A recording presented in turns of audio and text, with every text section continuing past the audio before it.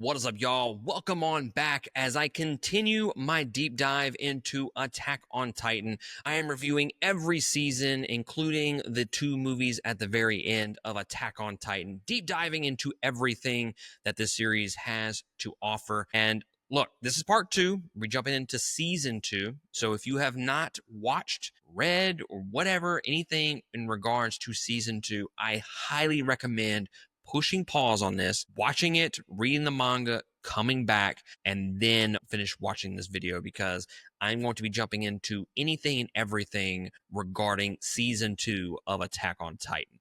So, what originally kind of brought me to want to do this series, other than the fact that I love Attack on Titan, was the fact that I really wanted to read the manga and then watch the show together. So, that's kind of where this series kind of unfolded. I am doing both. So I have read through all the manga that season two follows, and we're going to be diving into a bunch of different things for this episode. This is going to be a very beefy episode, so we're not going to spend a whole lot of time on the housekeeping side of things.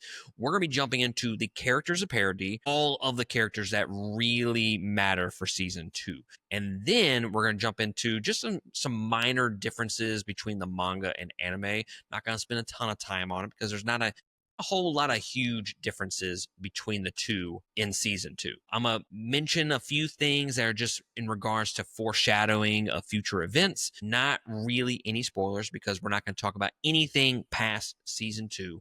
And then we're going to end the episode with some of my miscellaneous thoughts and overall impressions of season two.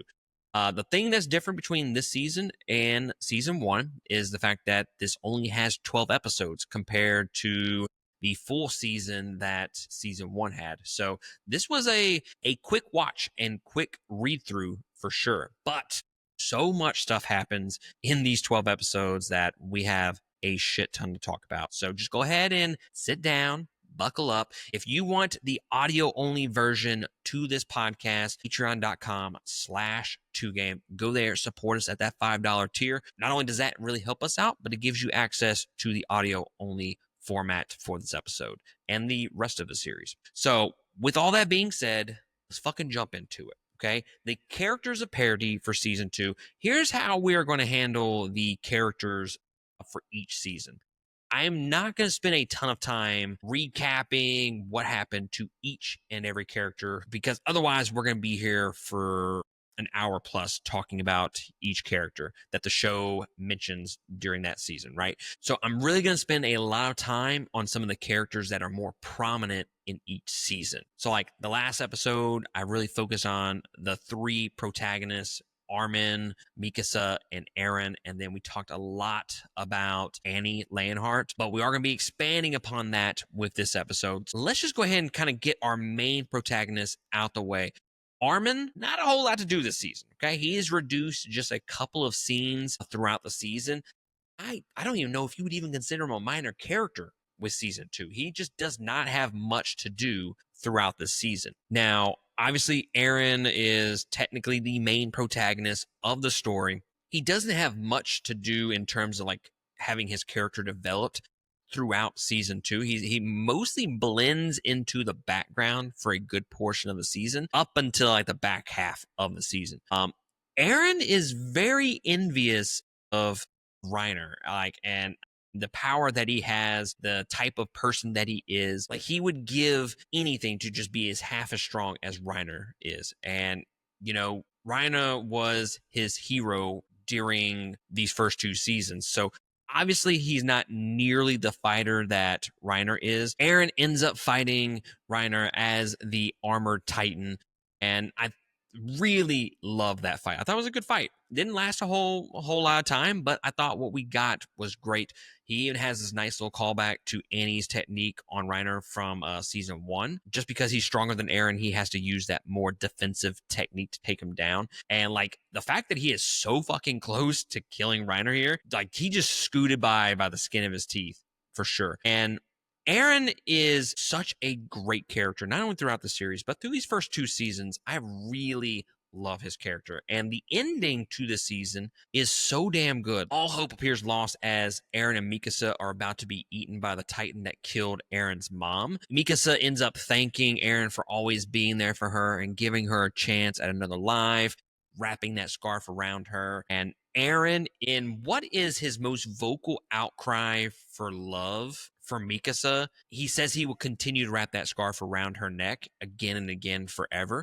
Eren goes to punch that other Titan and causes other Titans to attack. The anime kind of elevates this moment with the score for sure, so you don't really have that aspect to the manga. I think the anime kind of handles it a little bit better than the manga for sure. But this was a great fucking moment. I remember watching season 2 for the first time, and this moment happened, and I was dumbfounded. Like, what the fuck just happened? I just thought this whole sequence was so damn good. To be honest, the back half of the season is really where it shines the most. And then you have Reina in the background, pissed off about Eren having control of the coordinate, which we don't know what the fuck that is, other than the fact that Eren can control Titans at this point. And then we also get that official reveal at the very end where people are Titans. And again, going back to my first time watching this season and being like, what the fuck? You know, Eren can control Titans, which is fucking crazy to think about. And then it's officially revealed that the Titans are people. Like, what a way to end season 2. And this is officially where the show starts taking on a completely different identity moving forward. It changes multiple times in further seasons, but this is really where it pivots in a completely different direction for the first time. And this is just the tip of the iceberg in terms of the lore of this world. I know we kind of start off with Eren with the end of the season, but I really just wanted to hit his character first because he is technically the main protagonist of the story. And I thought they did some really good things with Eren, but again, not so much in terms of character development. And speaking of Mikasa and Eren, which I think I mentioned it on the part 1 episode where I was like, you know, you don't really catch it on like the first watch through of this relationship between these two characters, the love that they have for each other. You know, it seems like Mikasa is way more in love with Eren than he is with her. He just doesn't go about it in a traditional sense. So let's talk about Mikasa just a little bit. This season, look, I liked her before. I wouldn't say that she was one of my favorite characters, my initial watch through of the series. My fucking God, has my opinion changed. I am officially on the hype train for Mikasa. Like, I am the biggest Mikasa fan right now, and I don't think that's going to get any better for sure. She is such a fucking badass in season 2. Like, she was good in season 1, but season 2 is really where this character takes off for me. So far, through 2 seasons, she is my favorite character. There's a lot more depth to her character than I gave her credit for on my first watch.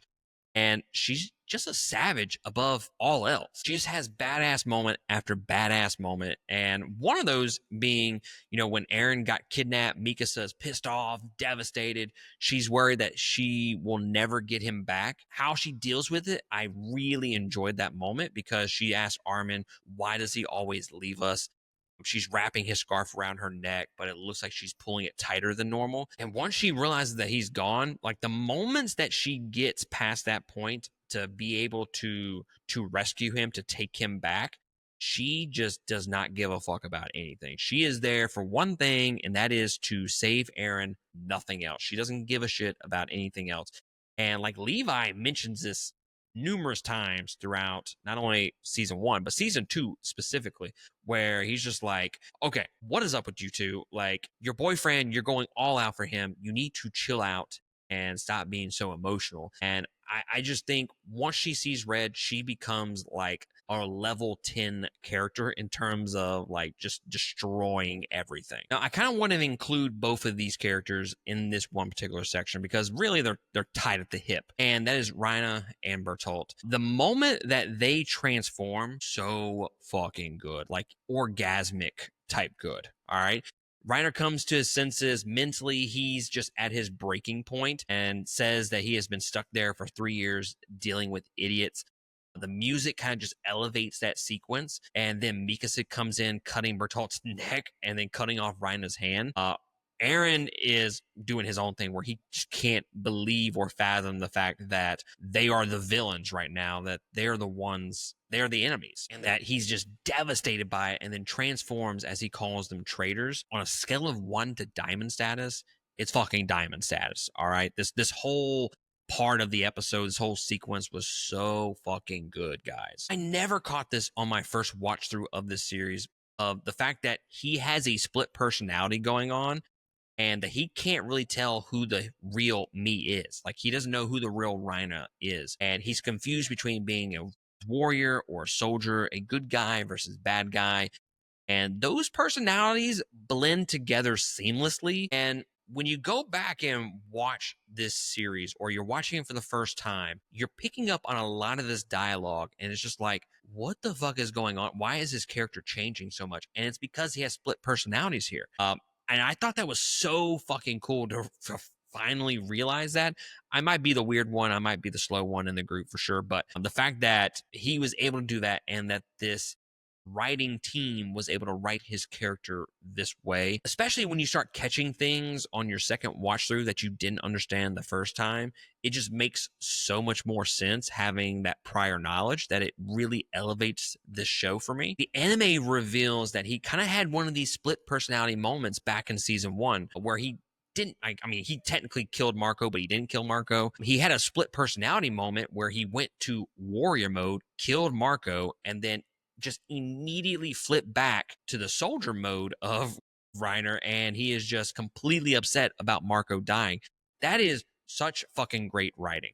Okay, it is absolutely phenomenal writing. To finally have that light bulb go off, and you're like, oh shit, that was him. He just didn't know it, which made all that conversation seem like really complicated, but it wasn't. It was just his split personality, and he was just going back between the two of them very seamlessly. And then both of these characters, they are complex characters at that. They're not these just two-dimensional characters that you just can't really become invested in. Like, they have made us become invested in both of these characters, more so Reiner than Bertolt, I will say, through season 1 into season 2. We don't know their true motivations for wanting to kidnap Aaron or kill people, but these two characters aren't happy about it. They realize that these are their friends, and now they are having to do bad things to them. They suffer with the consequences of this mission, and that just, to me, just adds to the complexity of these characters. And again, the show is just so damn good at writing in general, but writing these characters in a complex way. But the reveal that they are both the Colossal and Armored Titan, really cool, really cool. I enjoyed the reveal.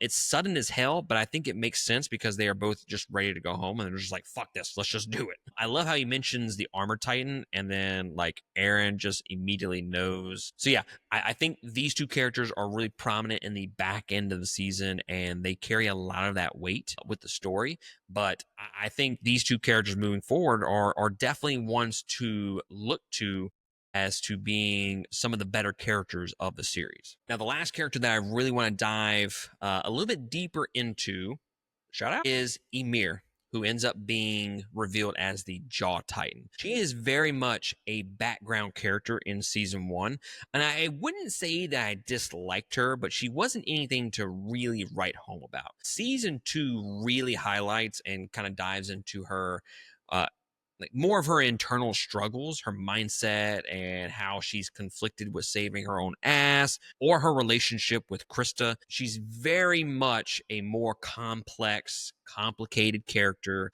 than she was in season 1, which again goes back to the writing. I'm gonna keep jerking off the writing of this series, guys, because it is that damn good. And when she reveals that she is a Titan, I completely forgot that she was one. Like, again, I've watched through a series one time before, a couple years ago, and I just completely forgot that she was the Jaw Titan here.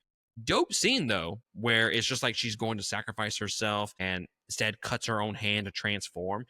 Really fucking cool scene. And it was funny to me because I was like, it was kind of like having that reveal for a second time, because when she jumps off, I was like, oh fuck, she's a Titan. Like, it was it's good to have a shitty memory sometimes, because that moment hit a little bit harder on this watch through than maybe it did the first time. Now, I do start to like Ymir a lot more with this second watch through. She's a no nonsense, says what's on her mind, doesn't give a fuck what she says, and she really only cares about Krista. And I use the example of, once Eren is kidnapped, they're all in the back of Reiner as the armored titan.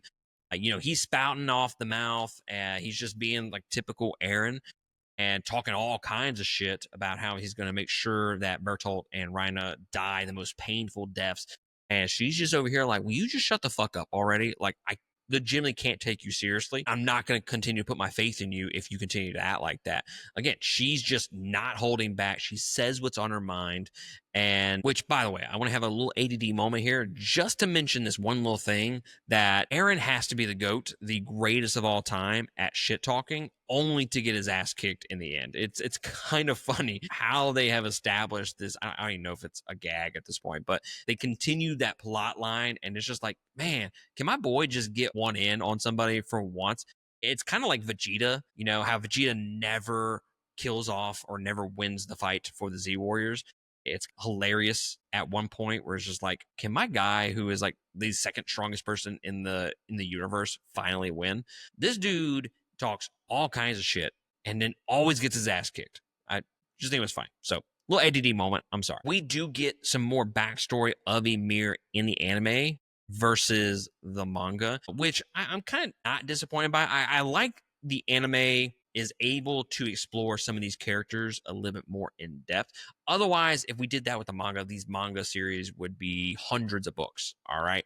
So I think they did a good job of further exploring that, especially with the fact that Ymir is more prominent in the back end of this season. Like, we definitely need a little bit more of her backstory as this season progresses. We even get half of an episode devoted to Ymir and Krista and their relationship. It fleshes out those characters a little bit more. Ymir reveals her identity to Krista, and then cuts back to the cliffhanger of episode 29, I want to say, where she jumps off the roof of the castle. I thought this was done really well to make us care for both of these characters a little bit more, and to kind of us out a little bit with Ymir potentially dying after finding out her real name is Historia was a good moment too. So yeah, I definitely liked Ymir a lot more with this second watch through, and just diving into Krista a little bit. She becomes more of a focal point with the end of the season once Ymir kind of joins the mix. But until then, she's still that shy, timid, isolated character. I'm really going to save Krista's character study more so for the third episode of this series. So that's where she becomes really prominent. But one other character that gets her own little episode is Sasha, who is such a badass, and I really do enjoy her character when she actually shows up.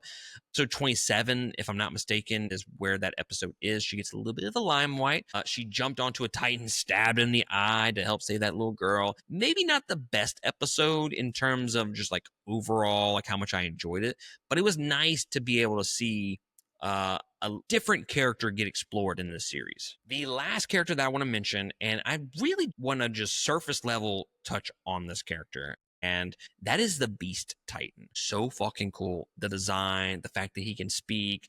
I love that when he makes his first appearance and Max Zacharias is just like shell shocked by the fact that the Beast Titan is communicating with him. And there's a little bit of foreshadowing here where the Beast Titan isn't entirely sure that they speak the same language and wants to know what the ODM gear is.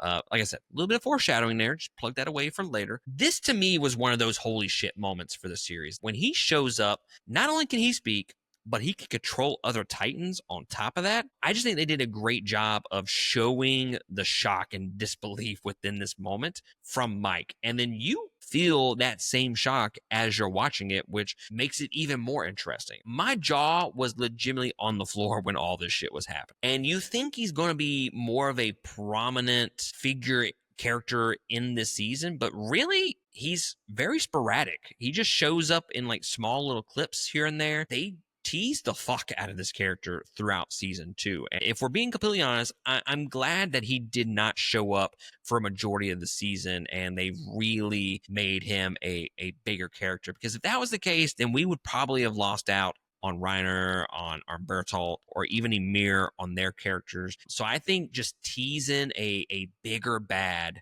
on top of all these other characters was done really well. The slow development, slow build of an enemy, I really appreciate. So just talking briefly about the differences between the manga and anime, I don't think it's really any different than what I mentioned in my season 1 deep dive. And that's really just some of these events are told out of order in the manga. The manga really plays around with time jumping, going back and forth, whereas the anime will do it, obviously, but the anime does it more chronologically than the manga does. When you read the manga for Attack on Titan, it's kind of jarring when they jump back and forth. And I don't mean jarring in terms of like, oh shit, like we're back to present day or we're back to the past or whatever. It's like you don't realize it when they're doing it. It's very complicated.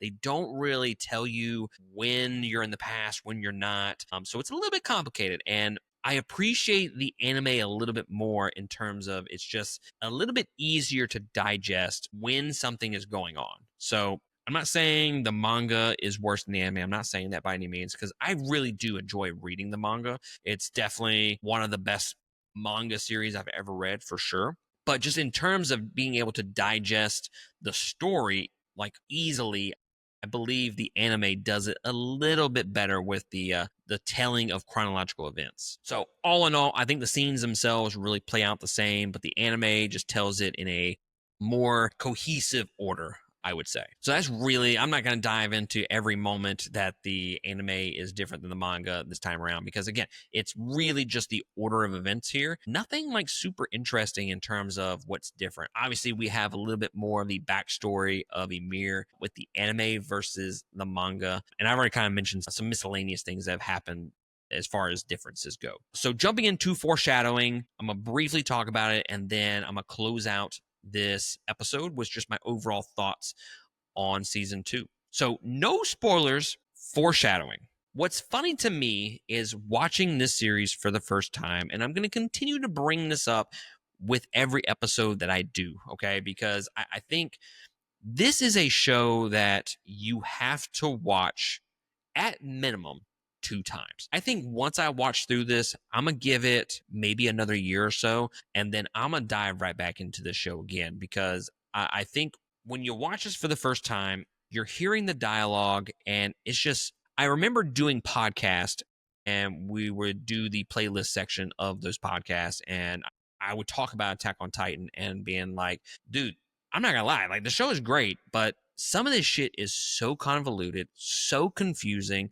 The characters are saying off the wall shit that doesn't make any sense in the context of what's going on with the scene. And especially anything and everything that comes with Reiner. It's like that dude just speaks in riddles most of the time when you're watching this for the first time. That to me is what makes this one of the best written manga anime series ever.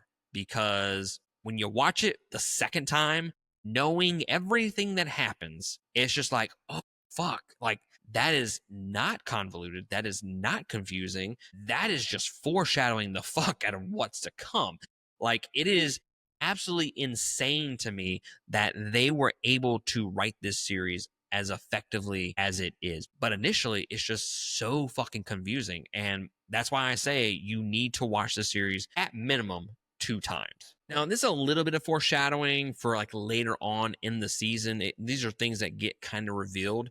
And it revolves around like Connie and the Titan laying on top of his house. When you're initially watching like the first few episodes, it kind of teases a little bit, kind of foreshadows. You have the puzzle pieces, but you can't put them all together kind of thing. The scouts ask, like, how did it get there on top of the house? And, like, the stable's full of horses. The houses are destroyed, but no signs of people. The Titan even, like, sounded like his mom. So just all the little breadcrumbs that they drop along the way really adds to that overall story. And they do this for not only just Connie's mom or this particular character, but they do it throughout the entire series and through multiple characters. And then Rhina like totally gaslighting Connie here and telling him that he's crazy and thinking that he believes that that Titan is his mom. And then you got all the canned food at the castle that was left by all the thieves. I think what's interesting about that scene, and again, no future spoilers,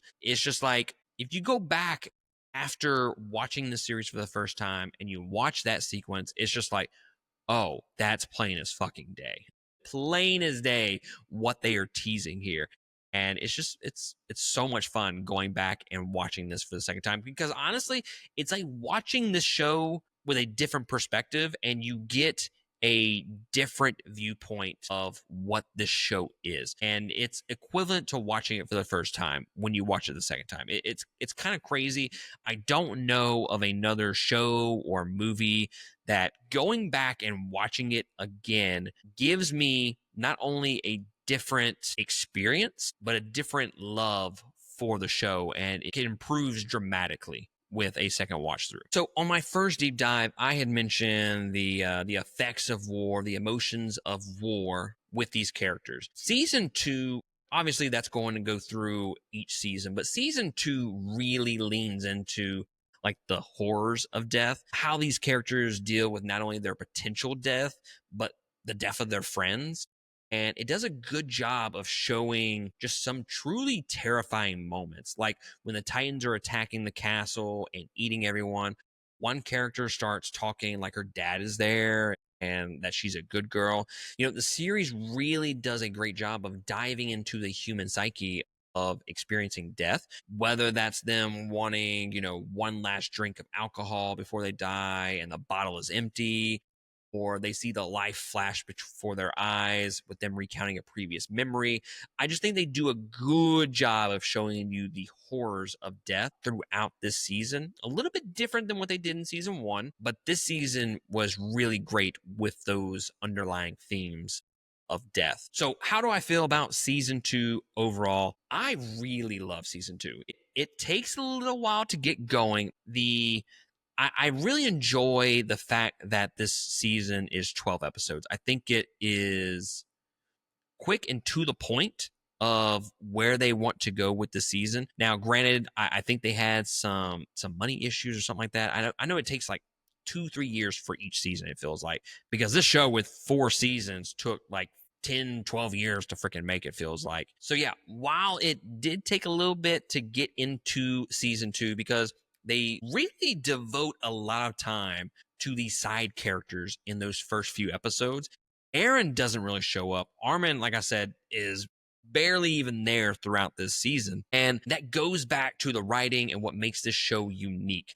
I remember thinking on my first watch through that, like, who is the main guy here? Like, I thought it was Aaron, but he's been put on the back burner through like half of this season, and then he finally shows up, and it's like, who am I supposed to be rooting for here? And that is what is so damn good about this series, is the fact that there are several characters that you end up rooting for and feeling attached to and feeling like they could potentially be the star of this fucking show. This show has several main protagonists, and that to me is what sets it apart from some of the other anime or even like TV shows out there in general. But yeah, those first 3 episodes of the season really act as a prologue to everything else because it's moving pieces into place while exploring the side characters. And I really dig that, honestly. Now, one funny moment that I want to mention, and maybe y'all have noticed it, maybe y'all haven't. What I noticed at the back end of this episode that I didn't notice the first time is that Rhina, it has Aaron, he has Ymir and Bertolt on his back, and then eventually the scouts show up, and they all are chillaxing on this dude's fucking back and his shoulders, and they're just straight up having a conversation. It's not like a 20-second conversation. Like, this is a full-blown conversation between characters.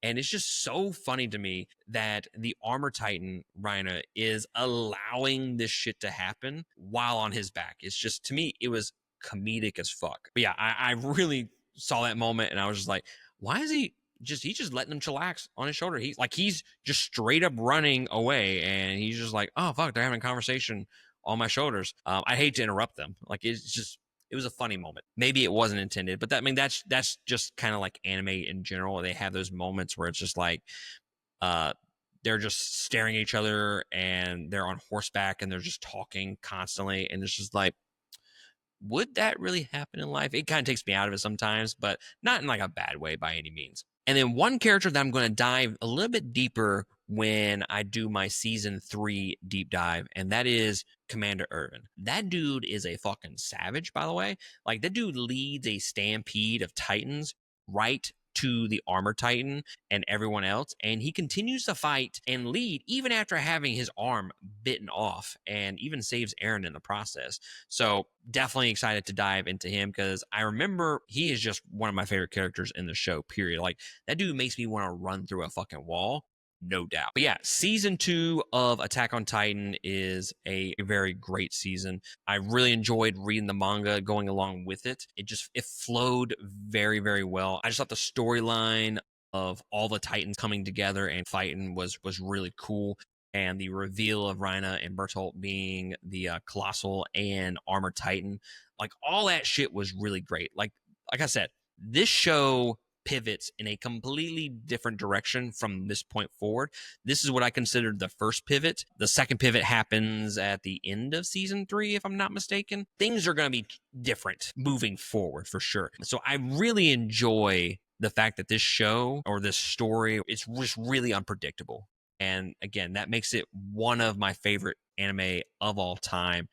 And it's just gonna get better from here. Like, season 2, if I had to rank season 1 and season 2 right off the cuff without ever thinking about it, I would probably put season 2 right above season 1. But I think that's a little unfair, because we're talking about 23, 24 episodes versus 12 episodes. So it's kind of like a more condensed, compact season compared to one that had some time to really dive into the characters and storylines. So there wasn't a whole lot of time for filler in season 2. So it is kind of comparing apples to oranges. But I think just season 2 has some higher highs in it for me personally, especially at the back end of the season. But season 1, I think it just had some lower lows for sure. But for the most part, I think season 1 was a little bit more consistent across the board. So guys, let me know down in the comments below of how you felt about season 2. What are some of the differences between the anime and the manga that I missed? Let's talk about some Attack on Titan. I absolutely fucking love this series, and I wish that I could talk about it more, to be honest with you. While you're there, hit that like and subscribe button. Really helps us out.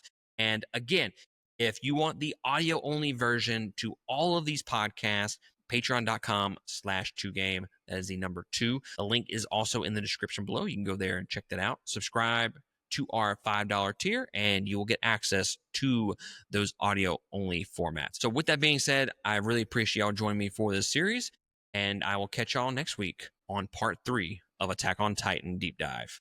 Laters.